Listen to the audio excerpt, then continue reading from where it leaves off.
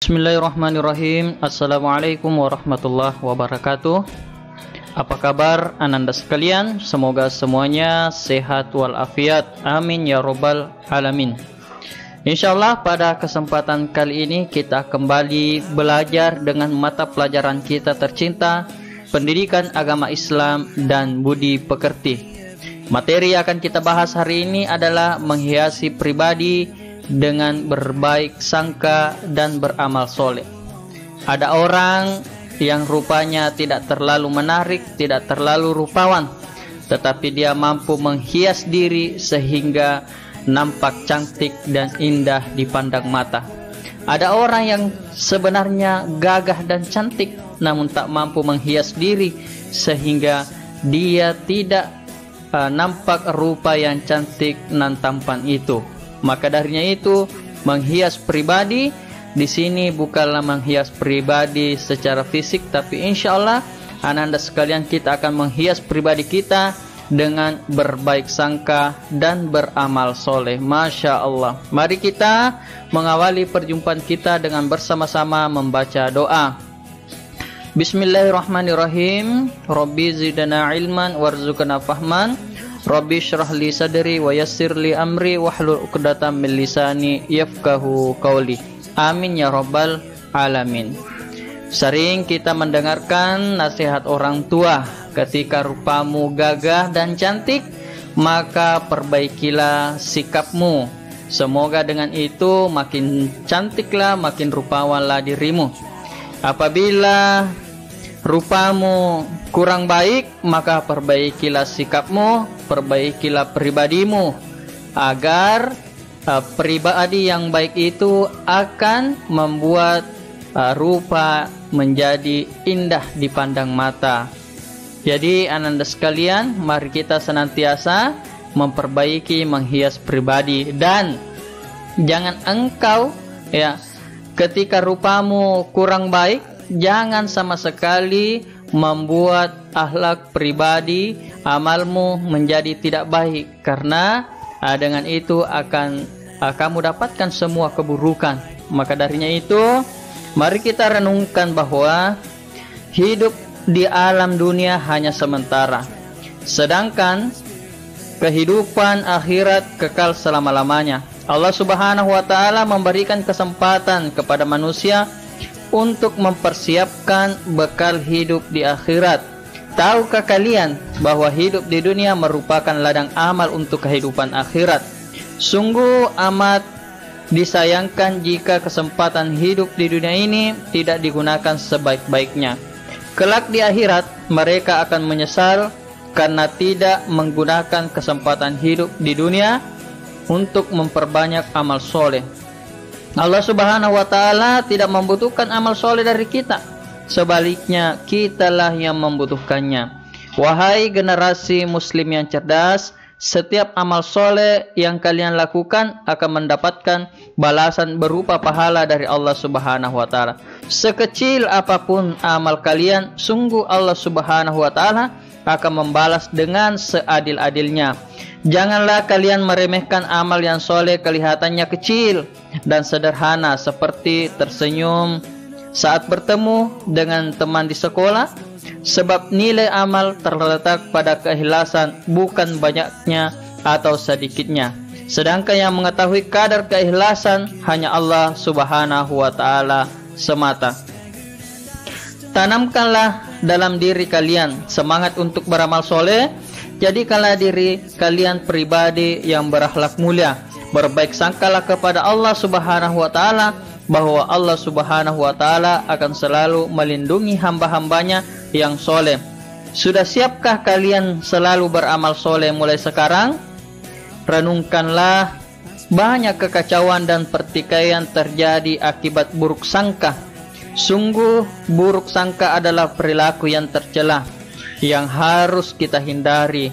Baik sangka akan menjadikan hidup kita tenang, nyaman, dan harmonis. Bukankah hal ini impian setiap orang? Oleh karena itu, mari kita membiasakan diri berbaik sangka dalam kehidupan sehari-hari. Nah, itulah renungan singkat ananda yang harus kita pahami dan sikapi dalam kehidupan kita. Baik, tujuan pembelajaran yang akan kita capai pada pertemuan kali ini, yang pertama, peserta didik memahami baik sangka dan amal soleh merupakan ajaran Islam. Yang kedua, peserta didik memahami dalil nakli tentang berbaik sangka dan amal soleh. Kemudian peserta didik memahami cara menerapkan berbaik sangka dan beramal soleh, serta peserta didik memahami manfaat baik sangka dan amal soleh. Nah, mari kita memasuki pembahasan kita. Semoga dengan ini bisa menambah keimanan kita kepada Allah Subhanahu wa Ta'ala. Materi yang pertama adalah memahami amal soleh. Amal itu ada dua, ada amal soleh dan ada amal salah. Ya, amal soleh adalah amal yang sesuai dengan ajaran Islam, sementara amal salah adalah amal yang tidak sesuai.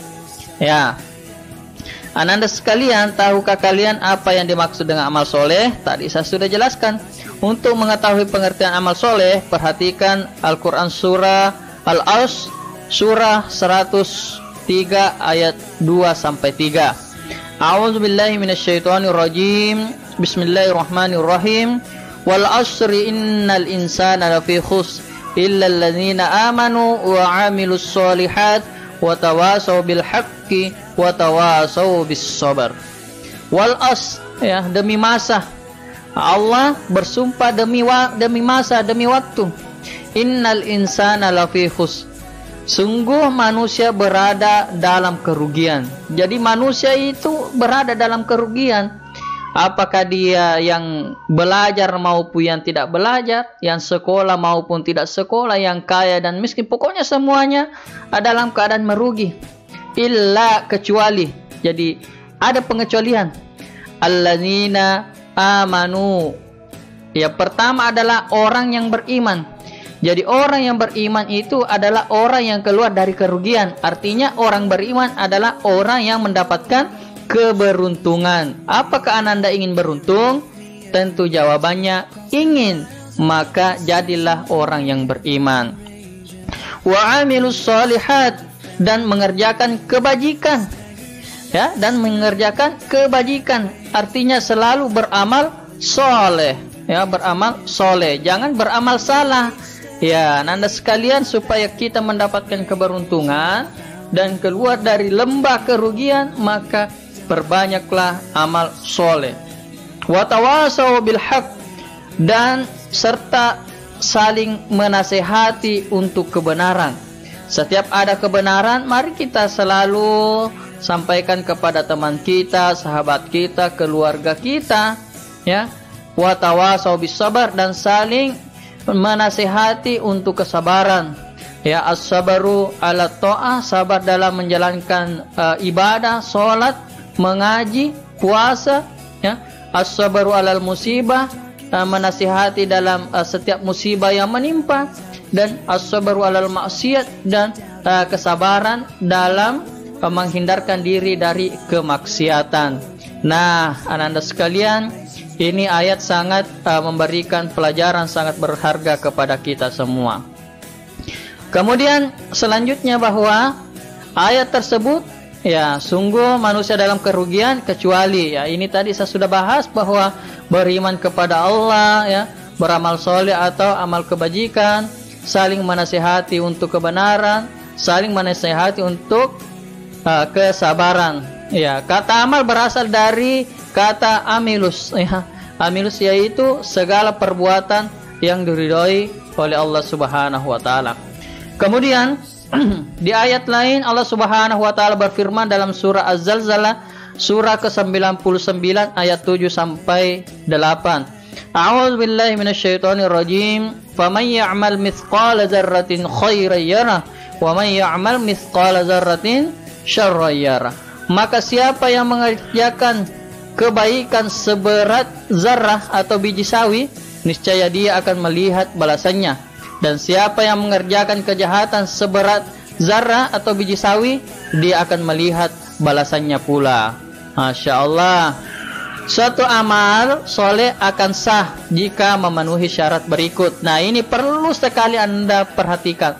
Jangan sampai selama ini kita melakukan amal soleh, ternyata amal yang kita lakukan itu tidak terhitung menjadi amal soleh.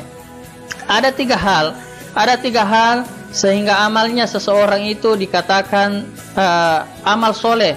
Yang pertama, amal soleh dilakukan dengan mengetahui ilmunya. Ini menjadi sebuah kewajiban kepada kita untuk menuntut ilmu. Ya, beruntunglah ananda yang mau belajar, bahwa ternyata amal soleh harus diketahui ilmunya. Misalnya kita melaksanakan sholat, bagaimana caranya kita bisa sholat sementara kita tidak tahu ilmu sholat, ya. Kita tidak tahu apa rukunnya, ya. Bahkan berwudu pun kadang-kadang kita tidak tahu bagaimana niat, ya. Apa yang dibasuh, yang mana termasuk rukun, yang mana termasuk sunnah. Ini harus kita tahu ilmunya, nanda sekalian, ya. Jangan sampai kita beribadah hanya untuk mengejar banyaknya. Misalnya kita mau melaksanakan sholat maghrib, supaya menurut hitungan akal bahwa semakin banyak rakaat semakin tinggi pahala, itu belum tentu. Kenapa? Karena ada syarat dalam beribadah, ada ilmunya. Bahkan orang yang melakukan seperti itu sampai dia melakukan sholat maghrib 4 rakaat, 5 rakaat, justru dia tidak ada pahala yang dimiliki, bahkan dia berdosa. Kenapa? Karena tidak mengetahui ilmunya. Yang kedua, amal soleh itu dikerjakan dengan niat ikhlas karena Allah Subhanahu wa taala. Innamal a'malu binniyat. Ya, maka setiap amal yang kita lakukan itu harus disertai dengan niat. Niat ini saya kembali mengingatkan bahwa niat itu bukan di lisan, bukan di lidah, tetapi di dalam hati. Yang diucapkan oleh lisannya itu hanyalah lafaz daripada niat. Kenapa diucapkan lafaz niat? Agar menguatkan hati bahwa kita berniat untuk melakukan ibadah ini, misalnya sholat dan seterusnya. Kemudian yang ketiga, amal soleh itu hendaklah dilakukan sesuai dengan petunjuk Al-Quran dan hadis. Artinya ada dalil yang menyertai. Jadi amal soleh yang kita lakukan itu harus disertai dengan amal dalil. Misalnya perintah untuk sholat, aqimis sholah, ya dirikanlah sholat, berarti ada perintah dari Allah Subhanahu wa ta'ala. Baik anak-anak sekalian, inilah 3 hal syaratnya amal soleh akan sah. Nah, kita lihat kembali, ini hadis riwayat Muslim, ya. Artinya dari Abu Dzar Jundub bin Junadah radhiyallahu an berkata, Nabi sallallahu alaihi wasallam bersabda kepadaku, jangan sekali-kali kamu mencemooh perbuatan baik seberapapun kecilnya. Jadi tidak boleh kita cemooh, tidak boleh kita rendahkan ya perbuatan baik walaupun sangat-sangat kecil. Walaupun perbuatan baik itu hanya berupa penyambutan terhadap saudaramu dengan muka yang berseri-seri.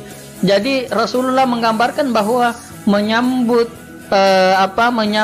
saudara, ya, menyambut sahabat, menyambut keluarga dengan wajah yang berseri-seri itu adalah sebuah perbuatan yang kecil, ya, padahal ini sangat kita agung-agungkan, terutama kita dalam menuntut ilmu. Nah, Anda sekalian, lanjut. Hadis selanjutnya bahwa an Abi Hurairah anna Rasulullah sallallahu alaihi wasallam qala idza matal insanu inqata'a anhu amaluhu illa min salasin illa min sadaqatin jariyah aw ilmi yuntafa'u bihi aw waladin salih yad'ula, rawahu Muslim. Dari Abu Hurairah bahwa Rasulullah Sallallahu Alaihi Wasallam bersabda, apabila salah seorang manusia meninggal dunia, maka terputuslah segala amalnya kecuali 3 perkara. Jadi ada 3 perkara yang senantiasa mengalir kepada orang yang meninggal meskipun dia sudah meninggal dunia. Yang pertama adalah sedekah jariyah. Orang yang misalnya membangun masjid, jembatan, ya, jalanan dan sebagainya, dia akan mendapatkan sedekah jariyah. Atau yang membangun pondok pesantren, ya, atau menafkahkan hartanya untuk di jalan Allah yang dipakai terus menerus, maka dia akan mendapatkan sedekah jariyah. Ilmu yuntafa'u bih, ilmu yang bermanfaat baginya. Jadi ilmu pun akan menjadi amal soleh, amal jariyah, ya, amal jariyah. Dan anak soleh yang selalu mendoakannya, ya. Jadi anak-anak sekalian, salah satu kebahagiaan orang tua kita ketika memiliki anak yang soleh. Ya, jangan katakan bahwa orang tua sudah berhasil ketika anaknya sudah sukses di dunia. Itu belum tentu. Jangan sampai kesuksesannya hanya sukses di dunia, tetapi bagaimana anak-anak ini bisa menjadi anak yang sukses di dunia maupun di akhirat nanti. Nah, maka darinya itu jangan lepas satu hari melewati kita sementara kita belum berdoa untuk orang tua kita. Mari kita senantiasa doakan orang tua kita, guru-guru kita. Nah, anak-anak sekalian, kita masuk kepada manfaat beramal soleh. Apa sih manfaatnya kita beramal soleh? Ya, tentu banyak sekali manfaat yang akan kita dapatkan. Nah, kita lihat yang pertama, diberi ampunan dan pahala yang besar oleh Allah Subhanahu wa Ta'ala.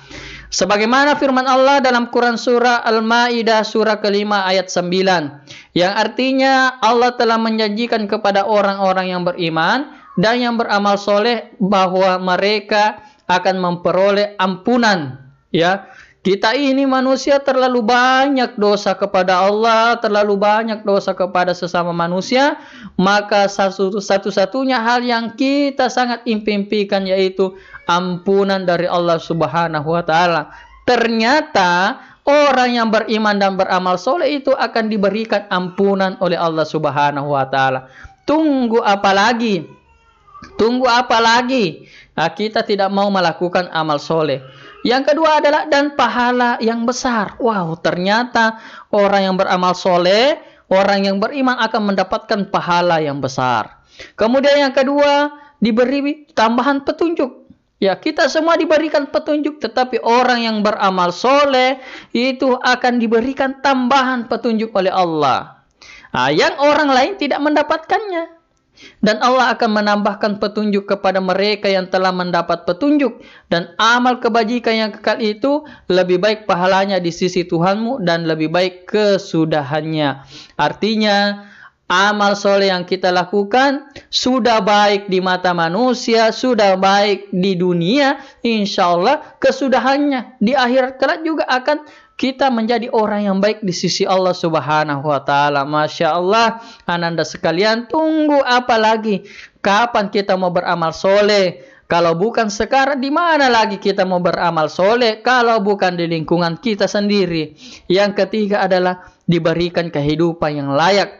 Dalam Al-Quran surah An-Nahl surah ke-16 ayat 97, Allah Subhanahu wa Ta'ala berfirman, siapa mengerjakan kebajikan baik laki-laki maupun perempuan, tidak ada perbedaannya laki-laki dan perempuan, dalam keadaan beriman, maka pasti akan kami berikan kepadanya kehidupan yang baik dan akan kami beri balasan dengan pahala yang lebih baik dari apa yang telah mereka kerjakan. Masya Allah, ananda sekalian, bagi yang merasa ekonominya sempit, bagi yang merasa hatinya bersedih, maka perbanyaklah amal soleh. Ada kabar gembira dari Allah bahwa akan diberikan balasan dengan pahala yang lebih baik dari apa yang telah mereka kerjakan. Masya Allah, ananda sekalian.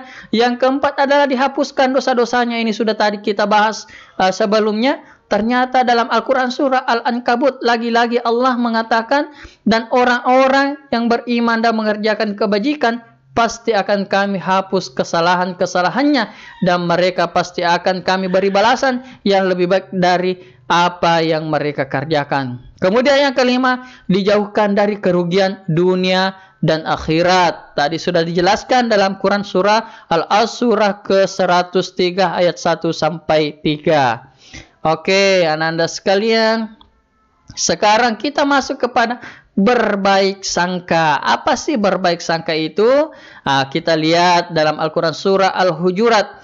A'udzubillahi minasyaitonirrajim. Bismillahirrahmanirrahim. Ya ayyuhallazina amanu jatanibu katsiran minadh-dhanni inna ba'dadh-dhanni ismun wa la tajassasu wa la yaktab ba'dukum ba'da.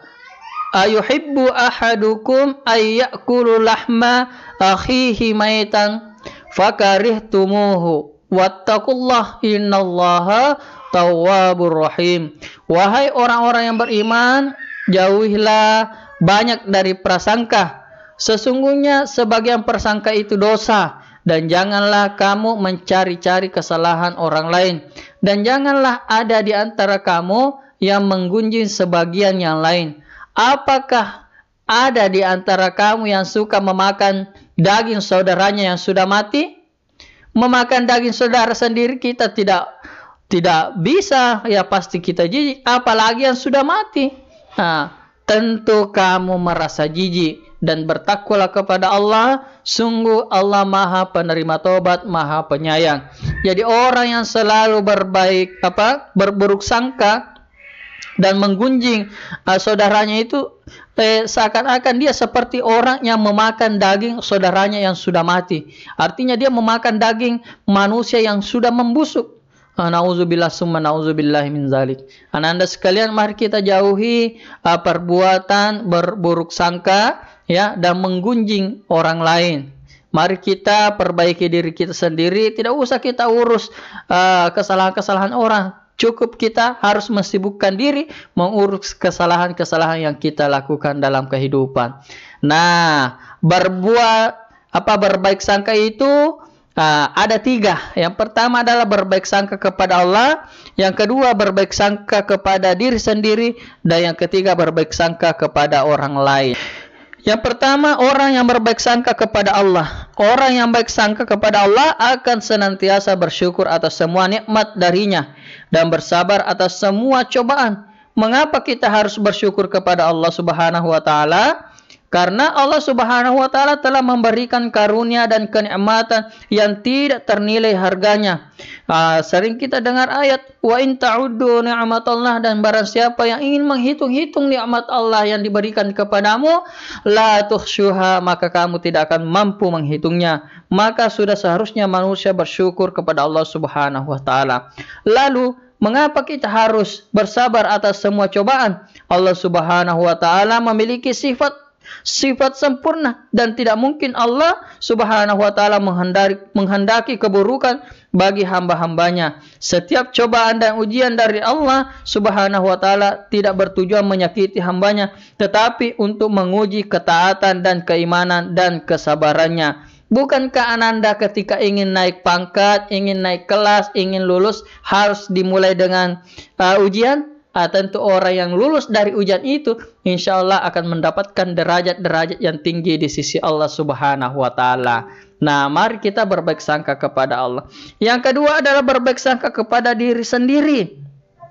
Pernahkah kalian mengalami kesulitan hidup? Jika pernah, bagaimana cara kalian menyikapinya?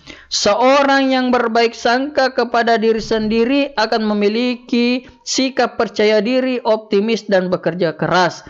Sebaliknya, seorang yang berburuk sangka kepada diri sendiri, ia merasa pesimis, tidak percaya diri, dan malas berusaha. Ai sudah mi belajar kak, begitu memang saya. Ai sudah mi jangan mi dikerja. Ada ji nanti keringan dan sebagainya. Begitulah orang yang tidak berbaik sangka kepada dirinya sendiri. Kemudian berbaik sangka kepada orang lain. Sebagai makhluk sosial Anda sekalian, manusia selalu membutuhkan orang lain. Orang lain di sekitar kita harus diperlakukan secara baik, santun, dan saling menyayangi serta saling menghormati. Berprasangka baik kepada orang lain akan menumbuhkan keharmonisan dalam kehidupan masyarakat. Sikap buruk sangka hanya akan memicu perpecahan dan konflik. Banyak pertikaian dan kerusuhan terjadi karena sikap buruk sangka. Jika ada isu-isu negatif, hendaklah diklarifikasi atau ditabayun dulu sebelum, agar kita tidak terjerumus kepada sikap curiga dan buruk sangka. Oleh karena itu, mari kita tumbuhkan prasangka baik kepada keluarga, kepada teman, tetangga, dan sesama manusia, agar kehidupan kita di dunia dan di akhirat akan mendapatkan kebahagiaan. Nah, Ananda sekalian, manfaat baik sangka tadi saya sudah jelaskan bahwa orang yang berbaik sangka kepada dirinya akan menjadi hidupnya akan menjadi tenang dan optimis. Yang kedua, yakin bahwa terdapat hikmah di balik segala penderitaan dan kegagalan.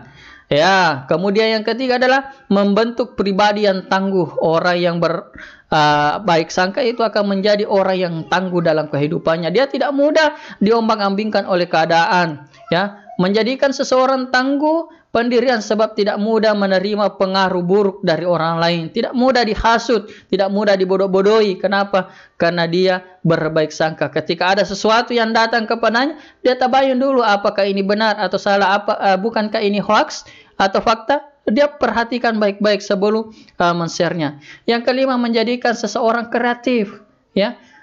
Dia menjadi orang yang kreatif, kemudian menyebabkan seseorang tidak mudah putus asa. Hubungan persahabatan dan persaudaranya menjadi lebih baik, terhindar dari penyesalan dalam hubungan sesama, dan selalu senang dan bahagia atas kebahagiaan orang lain. Ananda sekalian, saya kira materi kita hari ini sangat-sangat menarik untuk kita jadikan sebagai sebuah ilmu yang bermanfaat bagi diri kita, serta bisa kita amalkan dalam kehidupan sehari-hari. Semoga dengan ilmu dan amal disertai dengan keikhlasan, ya, akan berbuah kebahagiaan di dunia dan di akhirat nanti. Amin ya rabbal alamin. Ananda sekalian, intinya semua materi yang telah kita bahas ini adalah bagaimana kita mampu mengimplementasikan dalam kehidupan sehari-hari. Mari kita perbanyak amal soleh, dan mari kita senantiasa berbaik sangka kepada Allah Subhanahu wa Ta'ala, kepada diri kita, dan kepada orang lain. Semoga dengan itu lagi-lagi Allah Subhanahu wa Ta'ala mengampuni segala dosa-dosa kita. Kemudian Allah Subhanahu wa Ta'ala melapangkan rezeki dan memberikan kebahagiaan, keberuntungan di dunia dan di akhirat, dan dijauhkan dari bala bencana yang akan menimpa kita. Mari kita tutup perjumpaan kita dengan membaca Alhamdulillahirabbil alamin, wabillahi taufiq wassalam. Wassalamualaikum warahmatullahi wabarakatuh.